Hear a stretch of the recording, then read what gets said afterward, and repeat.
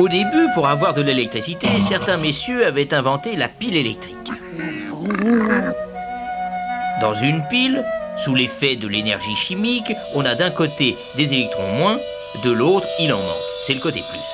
Les électrons se recombinent avec les plus en passant dans le filament d'une lampe, par exemple. C'est du courant continu parce que les électrons moins sont toujours du même côté.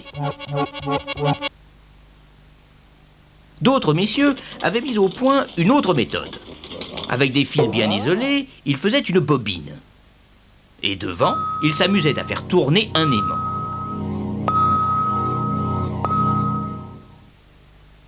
Allez. Le principe est à peu près ceci.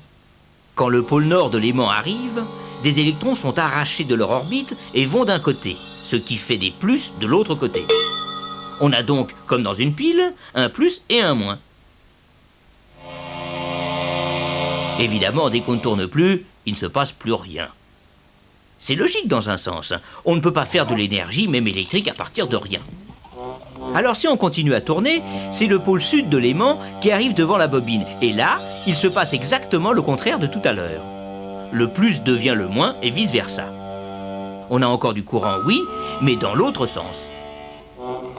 De sorte que le courant va alternativement dans un sens, puis dans l'autre. C'est ce qu'on appelle du courant alternatif. Mais les autres disaient que l'électricité qui change de sens comme ça, à tout bout de champ, ce n'est pas de la vraie électricité. Évidemment, ça clignotait. L'aimant ne tournait pas très vite. Alors profitons-en pour savoir ce qui se passe grâce à notre caméra spéciale et pour faire un peu de théorie. Cette flèche représente le sens et l'intensité du courant. Ce courant est d'abord maximum dans un sens, puis il décroît, devient nul, croît dans l'autre sens, redécroît, rechange de sens, et on recommence.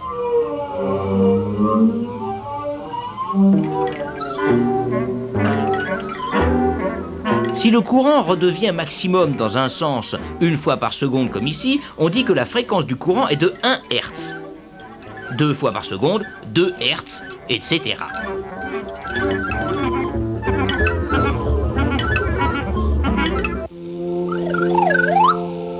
Il y a une autre façon, plus amusante, de voir les choses. Prenez la flèche qui représente l'intensité maximale. Faites-la tourner dans un cercle imaginaire que vous dessinez à côté du fil. Eh bien, à n'importe quel moment, l'intensité réelle qui passe dans le fil est égale à ceci.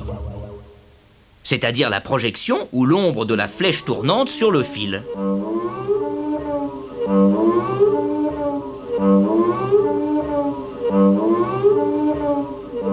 On peut même lui faire tracer une courbe, c'est une sinusoïde.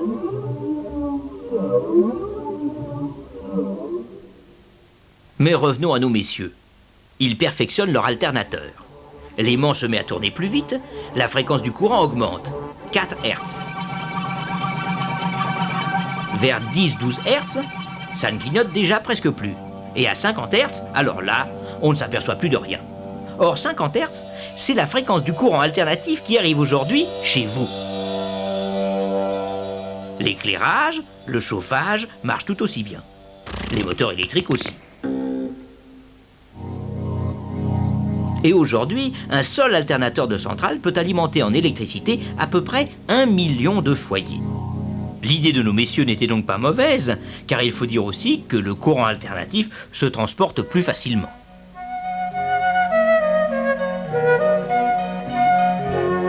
Mais pourquoi faut-il de très haute tension? Pourquoi voyage-t-il sur 3 fils et prend-il le nom de courant alternatif triphasé? On en reparlera une autre fois.